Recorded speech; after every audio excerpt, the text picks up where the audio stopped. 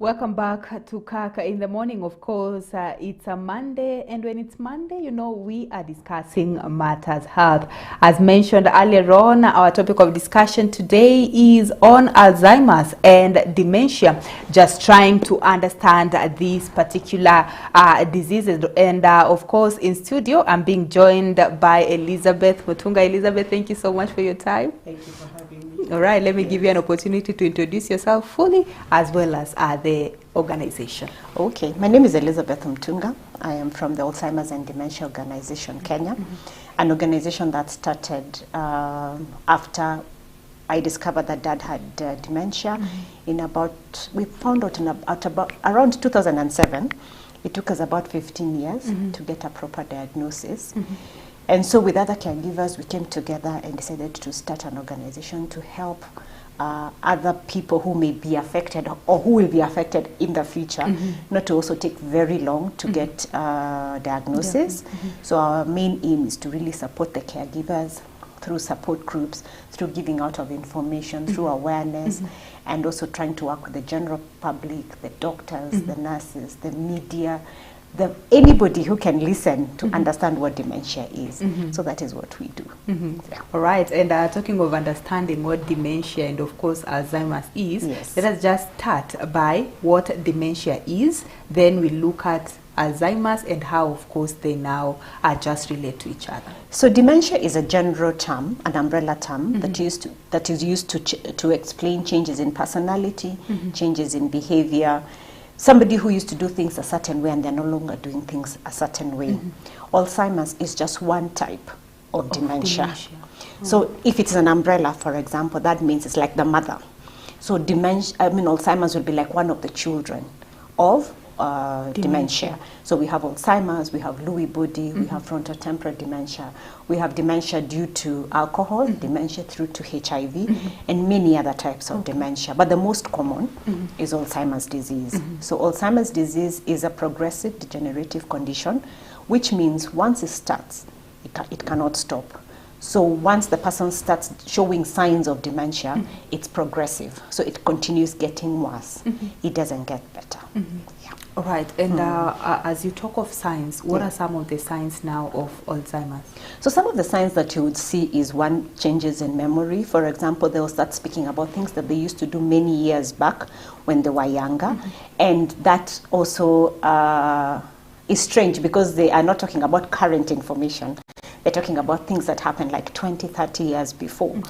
And so as a family, you're starting to struggle to try and understand them. Another thing is that they keep wandering away. So if they walk out of home, it's very difficult for them to come back home, for example, where they are living. So they'll end up getting lost in the process. Lack of motivation, things that they used to do for themselves, including showering, including just brushing their teeth, just general grooming. They do not want to work. They just sit there disillusioned because now the mind is being affected. So the things that, you know, your mind is the one that tells you, stand up, do this. You know you have a planned day because you have planned as a normal human being, but for them it will be really challenging. They have challenges with knowing the day and time, and also spatial relationships. For example, like my father would keep asking me, whose daughter are you? Because he couldn't remember that I am his daughter. Because in his mind, like I said, their short-term memory is all wiped out. They're using the long-term memory. And so he is thinking he's in his late teens, early 20s. So he's never gotten married. He doesn't have children. So he's wondering, when you keep telling him, you're my father, he's like, no, and I've never had children. I am waiting to get married. Like you'd wake up and ask my mother, what are you doing in the room? I'm waiting to get married, get out of my room. So he's forgotten that he actually got married. My father would wake up like on a Tuesday. He's thinking it's a Sunday. He wants to go to church because he's disillusioned. He doesn't know if is it Tuesday, is it Monday. So days of the week and time do not make sense. Sometimes they'll sleep a lot during the day, thinking that it's still at night, and then at night they are very active because they are thinking it is during the day. So it can be quite frustrating, especially to caregivers who are seeing the changes. And other things, initially when it starts, it looks like a mental illness because they are, one, talking to people either who are dead, and like I said, it's because their short-term memory is all wiped out. So they're talking up to people who they grew up with or who took care of them, that they'll start asking for their mothers, their fathers. And surely if somebody is in their 80s, because usually people who would get dementia maybe are in their from 70, 60 years and above, 65 years and above. So they have lived a life. So most likely their parents may not be alive. And so a lot of people usually would start by taking them now to see a psychiatrist, because the symptoms they are seeing almost point out to a mental illness. Yeah. Okay. And as you talk of the long-term memory for the things that probably they talk about, are they real, or for some is it just imagination, or in most cases they are real things that happened? So in some cases there could be real things that happened actually, and because you are not there with them when this happened to them, it will be very difficult for you to relate as a person. But sometimes also when they are talking about things, for example, you have given them a meal, they have eaten, but they forgot they have eaten. So they will tell anybody who will listen to them that nowadays I'm not being fed, people keep me hungry, they don't take care of me, they are actually trying to steal from me. So one, for this person who is complaining about not being fed, they ate, but they forgot. So it is not real in that case. The next case is they are saying you're stealing from them. Maybe you sat down with them and agreed, okay, on this day we are going to sell maybe this property, for example. And then you agree with them that we are going to sell and this is what we're going to do with the proceeds. Then they start realizing maybe their car was sold. They cannot remember you had that conversation with them. So they start saying you're stealing from them. Or they go to the bank, like my dad would do, withdraw money. But one, they don't know the value of money so much. And so they will either go giving it out or come and, like my dad had so many small tissues. So he would tie the money in these tissues and hide it. Now, because he can't find his money, he starts accusing us that we have stolen from him. So some things are real, the things that maybe they'll talk about, or talk about people who are in their lives before. If you know them very well, because they'll tell you, I'm playing football with so-and-so, so-and-so was just here, and those are maybe people who are no longer alive. That is real, because it happened in their other, it happened before. But now there are also instances where there are things that are not real. And this is actually what usually hurts the caregiver, because the caregiver is accused of actually not caring for their loved one, and yet they are doing their very best to care for them, but the person is having a condition that is very hard to comprehend and understand, so it can also be quite challenging on the family members. All right, now with how you described it, especially with the signs, can we just say it's like memory loss, or it's something totally different? It's not memory loss only. There are very many things that happen. It may start with memory loss. And of course, a lot of people worry that sometimes also we as human beings forget. And but if you can be able to retrace your steps and go, for example, I am here now at CAC TV. I maybe leave my car keys, or I leave keys here. I will have to retrace my steps back and say, I went to CAC TV, or I went to this other place, and try and retrace so that I can find out where do I get my keys again. But with them, they cannot remember. So even if they came here today, tomorrow you tell them, you met somebody called, so-and-so, and they'll be like, no, I didn't know who, me, I did not go there.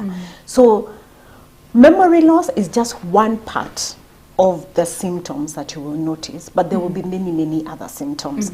And as I said, it's a progressive degenerative condition. So things that they could do for themselves, if they stop doing it for themselves, they will not remember how to do them again. That is wiped off completely from their memory.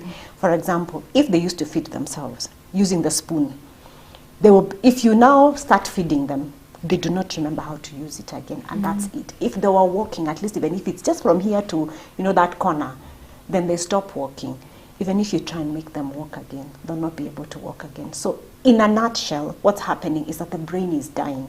So that part that would do these activities, when it is not activated and kept active, of course, as the disease progresses, those are things that somebody will lose along the way. But it is easier to keep continuing, trying to make them continue use what they still can use until when they get to a point where they may either be bedridden and they're not able to do things for themselves anymore. Yeah. All right, and you also mentioned the issue of age. Yeah. So as we look at, of course, the risk factors, does this particular disease just start and it happens immediately, or it might probably get someone at 30 for this particular sign to show, then they'll wait for some time for another sign and for another sign? What we are seeing now, before, and I think maybe also because we didn't know much about dementia then, because one of the myths was that it is not an African disease, it is a disease that is in the Western world. Yeah. So a lot of people, either one, would never talk about it, two, it's very stigmatized. So people would either hide their loved ones or never talk about it anymore, or believe that if somebody is old, this is part of normal aging. So it is okay if they are forgetting. Yeah. Which now we know is not true, because we know people even who are in their 90s who are very present, who are able to understand what's going on right now in the country, for example. So we have also seen now cases, and I think it's because people are speaking out more, of people who are even in their 40s getting dementia. So what happens, according to what the studies done so far, they usually say this condition could even have started maybe 10 years before, but it was not showing. The symptoms were not showing. Then maybe something happens to you, for example, either a loss of money, loss of a loved one, any kind of loss, and then it could trigger this condition. Of course, research is going on. It's not really written on stone that this is actually what happens, but some of the things that we have actually, even when you listen to family members who we are talking to, half of them will tell you it's because of something that happened, a loss that happened, and then they started noticing the downward trend of their loved one. So we are having younger people now getting dementia, and it is, I think maybe it's because of our lifestyles now. It's quite different, and also what we are eating. So that could also be a contributor. And also how things, it's not easy now in life. Of course, there's so many challenges. So that could also be a contributor. But we are getting younger people now getting dementia from as early as 40 years. Out of the country, like in the Western world, we've had cases of even childhood dementia, where we are having children either in their 20s or even younger getting dementia, which is also very sad. Because it's a sad condition to just see somebody going down and there's nothing you can do. There's no medication you can give to actually make them go back to normal. And just looking at the causes, so you've mentioned of the issue of age. Yes. You've also mentioned of maybe loss, then it triggers. Are there any other causes? Because I want to understand it's something that happens in the brain. Maybe could an injury of the brain also lead to this? There are other, we call them risk factors. We actually cannot call them causes because we do not know what the cause actually is for dementia. The real causes we do not know, but we call them risk factors. For example, like a lot of us now are using motorbikes. So anything that affects, like when you're on the motorbike, if let's say you have an accident and maybe you hit the ground, that is a risk factor because it could end up. So anything, even boxers, people who play football, you know, that contact with the brain and being hit, that is a risk factor. It could lead to other injuries. I'm not saying everybody who's in those professions will get dementia, no, but it could be a risk factor. Having blood pressure is also a risk factor. And like I've said, it's not everybody who's got blood pressure will end up having dementia. Same with diabetes.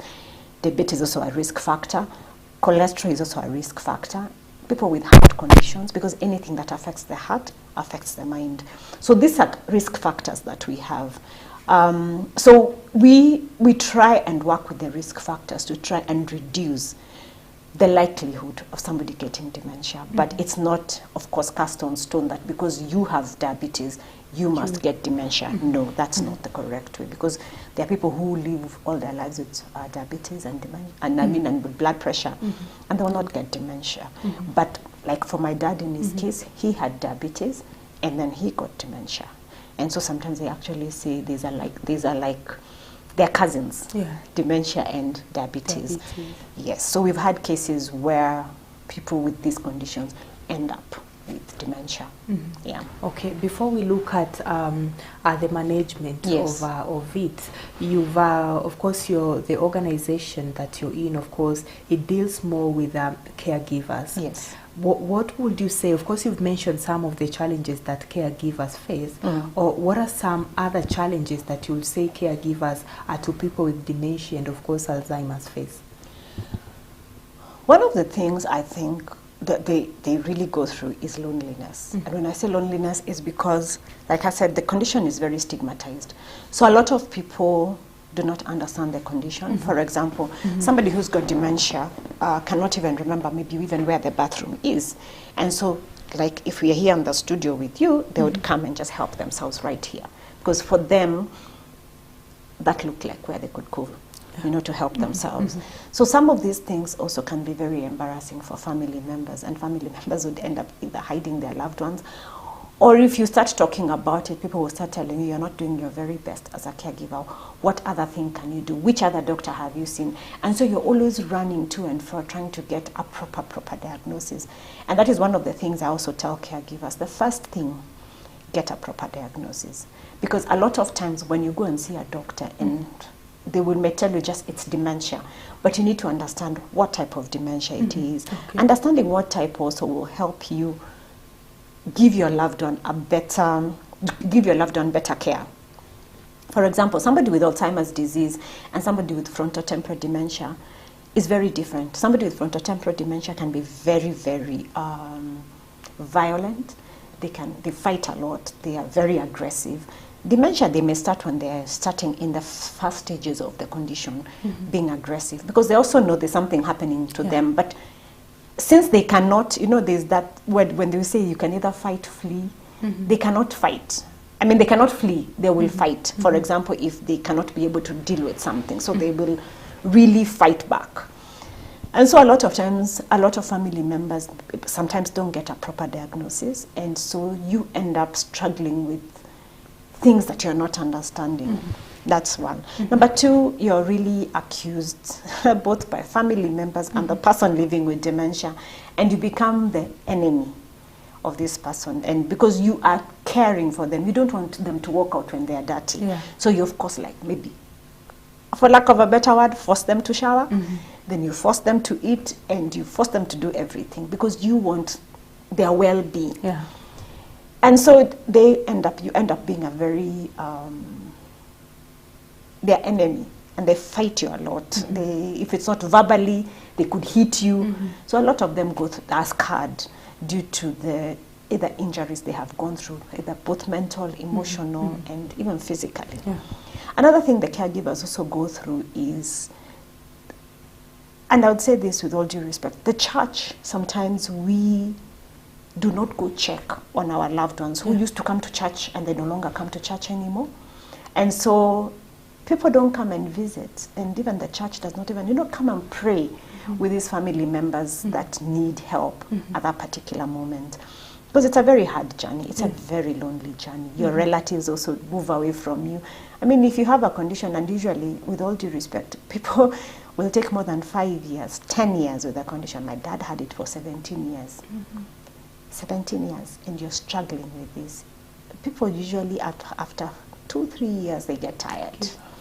So they leave you alone. So it's very lonely. So it's lonely mentally, physically, financially. It takes a toll on you because you have to buy diapers, you have to sometimes they get infections, you have to take them to hospital.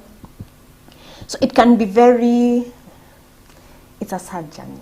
So caregivers really need to start speaking up for themselves. For example, if you need time off, because also when you are in this space where you're only caregiving and you are not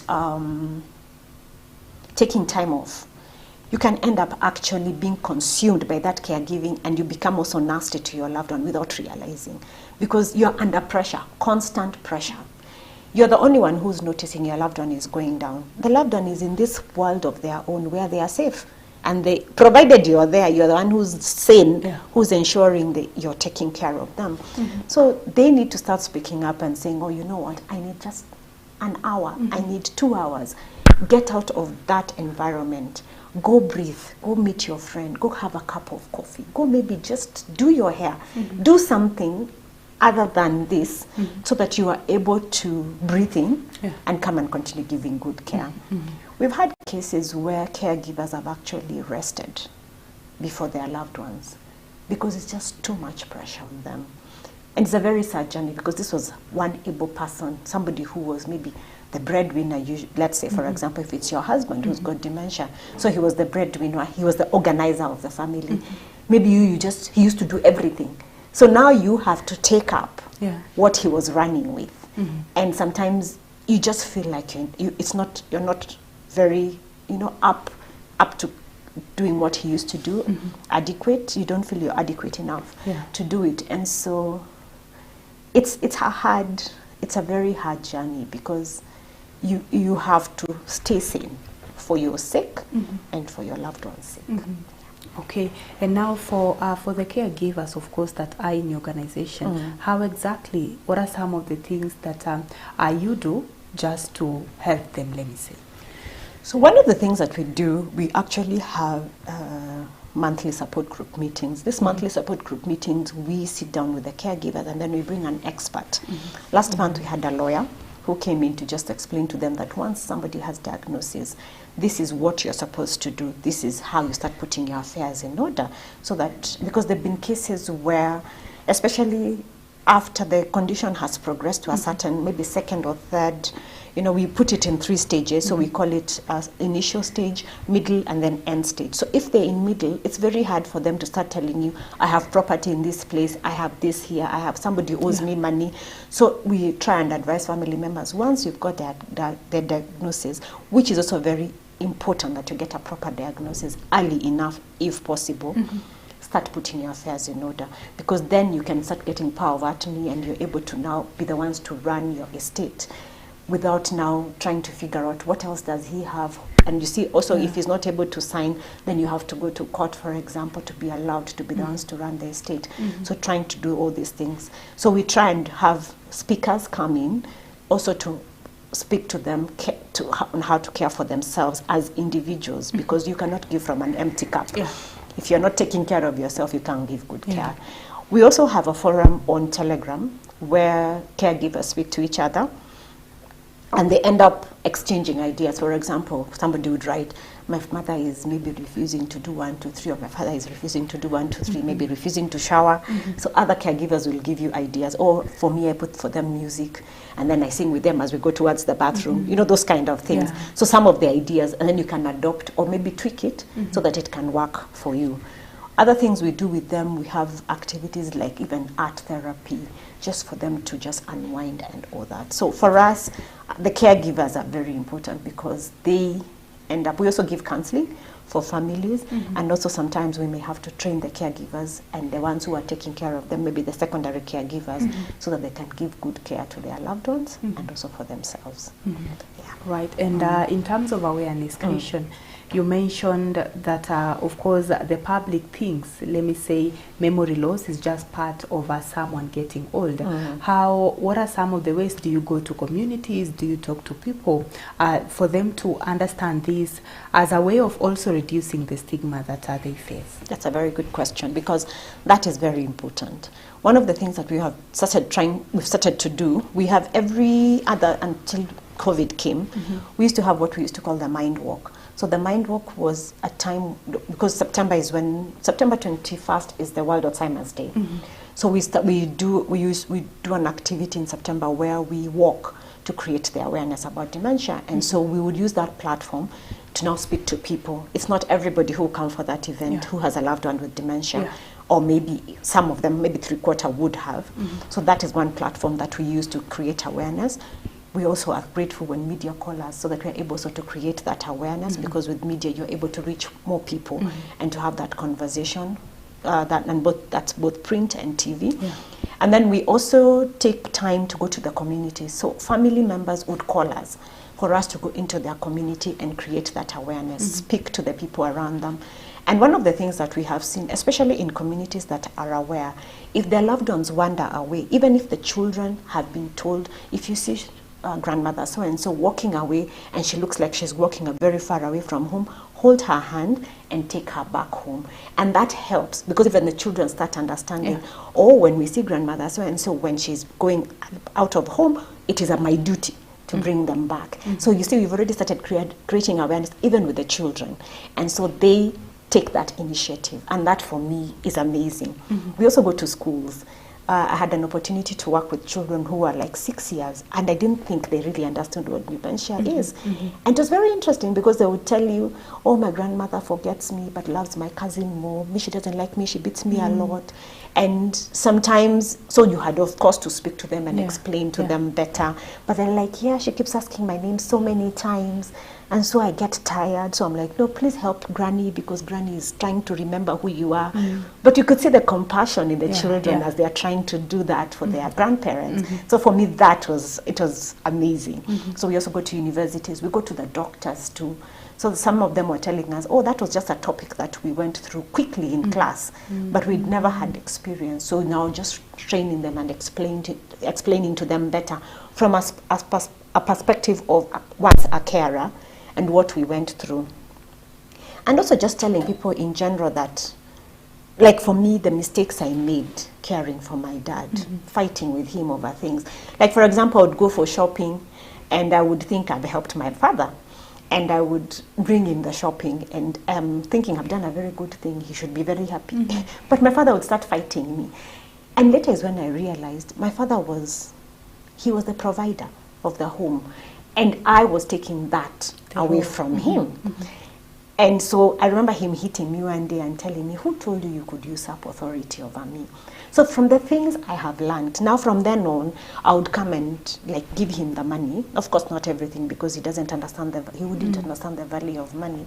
But just showing him that you respect him and you're like, this is the money that we have. What do you think we need to buy? He might not even give you an opinion, but that feeling that he was respected enough to be asked this question. And the fight stopped. So some of these things, if I had learned earlier, I would have taken care of my dad better. On my wedding day, when he was supposed to walk me down the aisle, he said, he's not my father. And so I looked at him and I'm like, no, not today. Today is when I really needed to walk me down the aisle. And so what I did, I was like, why don't we wait until another older man comes in, and then you can, when he comes in, then it will be my father, then he will take over. But right now, why don't you walk me down the aisle? And he agreed. So some of this, not fighting all the time with people with dementia, just looking for ways, and that is what you're training the community. Stop fighting, stop arguing. If you and I know today is Monday, right? And it is 26th.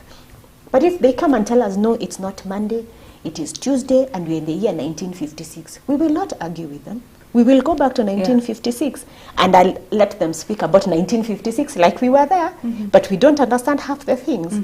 Or if they keep asking you, what is your name? What is your name? Keep telling them your name. But don't tell them, you asked me the same question a few minutes ago. So this also brings harmony, and they will be less agitated.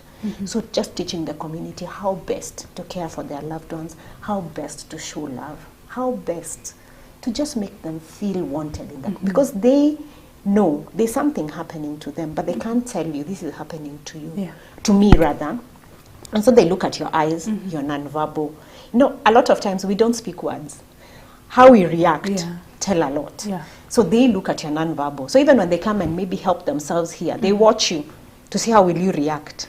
So there's once I went to see this gentleman. He came, actually, and forgive me if I say this on TV, but he did not come wearing clothes. And he came out of his house like that. He came to the sitting room where I had gone to visit the family. And so I had to put on a face that to show him it is okay. And so I smiled and I told him, Dad, it's very cold. Would you just go and just wear, because the family had tried to tell him, dress up. No, you can't come out like that. And he said, why are you telling me? For him, he doesn't realize he's naked. And so he came. And so I told him, it's so cold. You see that me, I'm wearing a jacket. Just go and wear something to cover yourself. And he agreed to go and just change. So some of these things, stop fighting. Just flow with them. Flow. I know it is hard. It will take a lot of training, but it is an important training for everybody. Each one of us knows how to care for our loved ones. Because we might not have dementia in our families right now, but you don't know about tomorrow. Sorry, I get too passionate. I go and on. It's a good way of awareness creation as well. And of course, you were a caregiver, so you also understand the shoe that other caregivers are wearing. Yeah. And you've insisted on a diagnosis. Yes. Of course, I understand that you're not an expert in that field, but for someone who is wondering, now that you keep on saying, get to know the diagnosis, who exactly am I supposed to go to? Is it a general doctor? Is it a neurologist? Or who exactly does someone that is showing the signs of dementia supposed to go to? So the person they should actually go to is a neurologist, because a neurologist is a brain doctor. So they will end up giving you a proper diagnosis, and they'll take you through. Because you see, other things could mask themselves as dementia, and it could take, for example, there could be reversible dementia and irreversible. So maybe if it's something that, for example, if you're having a thyroid problem or a vitamin B12 deficiency, you could show dementia-like symptoms. So if the doctor goes and does the tests, then you're able to go back to normal living. So that is why I keep insisting on diagnosis, because some things, if reversed, if there's that point where you can be reversed, then you can go back to normal living. If it's irreversible, of course, before the doctor tells you it is Alzheimer's disease, they will check, is it depression? Is it something wrong with your, maybe the blood count? Yeah. Is it, they will do all these tests before they finally tell you, no, it's Alzheimer's disease. So I would suggest the best person to actually start with is a neurologist. Yeah. All right, thank you so much for that. We'll be taking a very short break. Of course, when we come back, we'll just be looking at treatment, management, and of course, prevention of Alzheimer's and dementia. That's our focus of our discussion today. And in studio, I'm still with Elizabeth Mutunga, who is the founder of Alzheimer's and Dementia organization, of course, which is an NGO that just deals with creating awareness as far as the caregivers are concerned. So we take a very short break. When we come back, we'll just be focusing on the 3 pointers that I've said as far as just trying to find solutions is concerned.